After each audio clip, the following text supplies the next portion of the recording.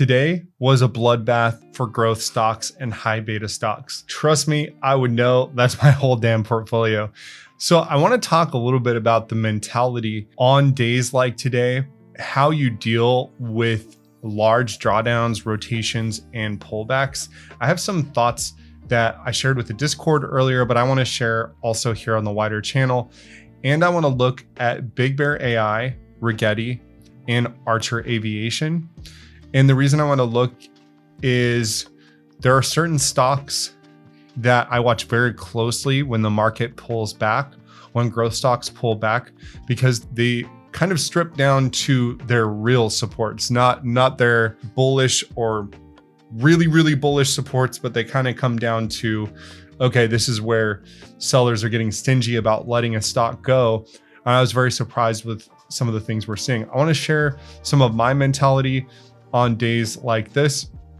So we're going to get started with that, and then we'll look at a few charts and we'll be out of here in a short amount of time. Before we jump in, do me a huge favor. If you like content like this, if you're a retail investor and you want other retail investors to stay informed, you know what to do. Absolutely crush that like button, smack it like a fly on the screen. And without further ado, let's jump in. So I was talking a little bit about kind of my mentality on market red days. So one of the things I first asked myself, and one of the hardest things as a trader, is will the next day also be red? Is this the start of a new trend? And what factors could be contributing to it? So we know that Jackson Hole meeting is coming up later, but I really honestly doubt that all of this sell-off in high beta stocks is just because of that upcoming meeting. In fact, we're getting a new Fed by May of next year. So Fed rate cut is happening one way or another within a year, whether that's with a new Fed or with our existing Fed. So the next question I ask myself, is there a fundamental reason for the sell-off? Did something fundamentally change with the underlying companies, with the underlying thesis of our investments? And I ask myself, is there a reason? And sometimes there isn't always a reason. Is there a wider macro concern at play? And when we go and look at Yahoo Finance or CNBC or that type of thing, there wasn't any like spooky or scary headline. It was just like really speculative tech stocks, and stocks like Palantir, I believe, were down like 9% or more. So when we're looking for sort of the reason and the rationale for these market movements, today we definitely, I think, saw some August cyclicality. I think some investors are worried about the rate cut decision or sort of what the guidance is going to be at this Jackson Hole meeting.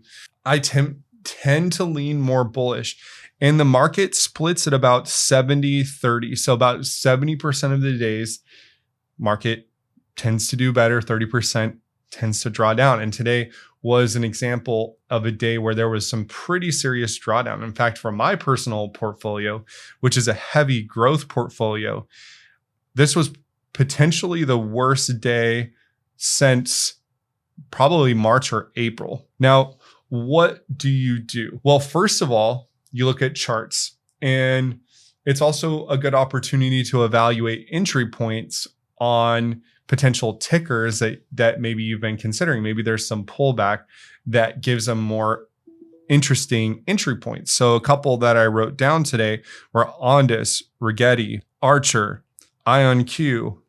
LAES is very cheap right now.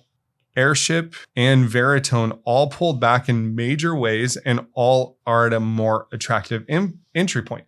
So now that we're going to go into more of the analysis, like the chart analysis, I just want to keep in mind that there wasn't anything specifically besides maybe sector rotation, market cyclicality, and a lot of the stocks that I trade are high beta, which means that if the market goes down, they go down a lot more. If the market goes up, Sometimes they can go up a lot more, but that's not always the case.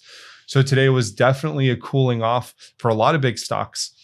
And if we look at the heat map, there was a big rotation into sectors like health, consumer, finance did pretty well.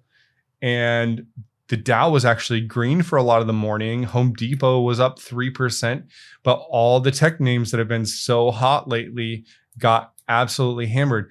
Nvidia, which has earnings coming up, I believe next week, was down 3.5%. Oracle down 5%. Palantir down 9%.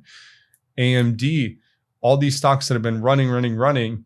Infinite Money Glitch had some very serious and potentially, I do want to just say this could be a very healthy pullback unless there's some sort of black swan or some sort of event that happens right after this, that now we've broken some initial support levels and then everyone gets scared and then there's irrational fear. I don't think we're at that point yet. If we look at the Qs, we're just trading at basically early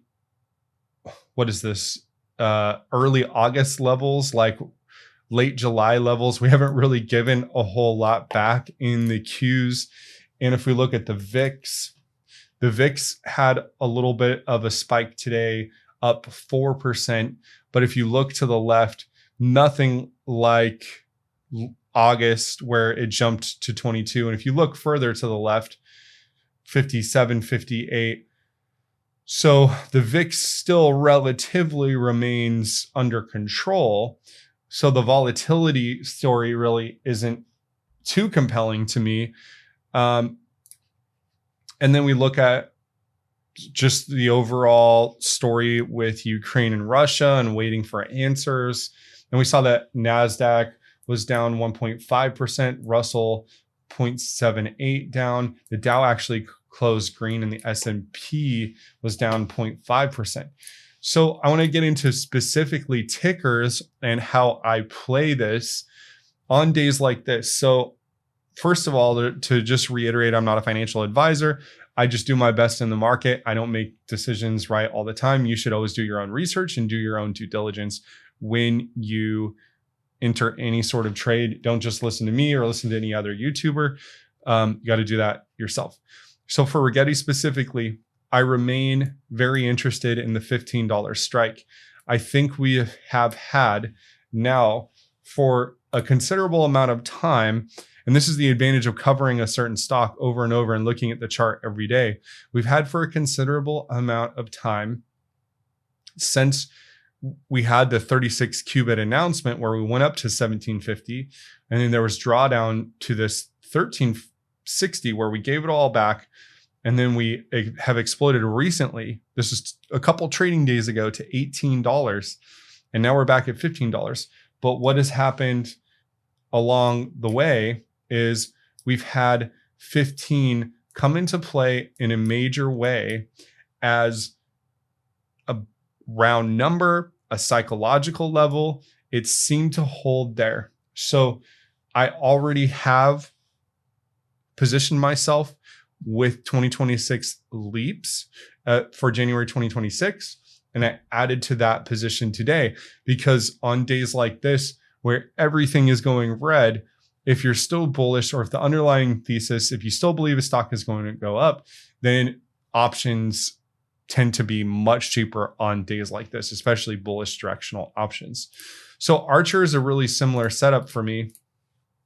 Archer is a stock that you guys know I've covered on this channel for a very long time. And Archer has its own cyclicality. In April and March, we were down at 650 or 7. So I would consider that like a real bottom for Archer. But more recently in our more bullish market, we've kind of been trading above 9 and often above 10. So the fact that we were down at 9 here, and I'm going to zoom out a little bit so you can kind of see why I have this blue line on the chart here, because we have multiple times bounced off this rising support, including in March and April. And I think there's a lot of good news in store. I'm very bullish on Archer. So I actually opened some new position in Archer today including leaps through 2026. So buying the latter half of the leap to capture the 9 strike to the upside for ACHR. And I grabbed over 10 contracts because they're very cheap, less than $2. And we have recent price history where we were at 1341 or 14. And we know looking back further that the upside for ACHR is all the way up to 1864. We also know that Joby has had a big run this year. So I really like ACHR at the 9 strike, and I've entered a trade as of today. You can ask the Discord. I haven't really been posting many trades for the last few trading days, but on days like this, when the market gives you lemons, try to turn it into lemonade. I mean, these trades might not work out, and I understand that they might not work out, but I'm also trying to learn as I go and just trying to position myself to capitalize on movements of stock. If I'm correct, then it can be a lucrative trade. If not, then I will lose the premium I paid. That's what I like about at least buying calls, is the most you lose is the premium you paid. Now looking at Big Bear AI, and I want to just zoom out and show kind of this blue line where this rising support has come into play, and it's still very much in play. And leading into earnings, we had a lot of optimism. And of course, the stock really plummeted down to like that $4.50 area. But what I've been watching very closely with Big Bear, especially with their $65 million mixed shelf offering and the really paltry earnings, the stock has still bounced from 450.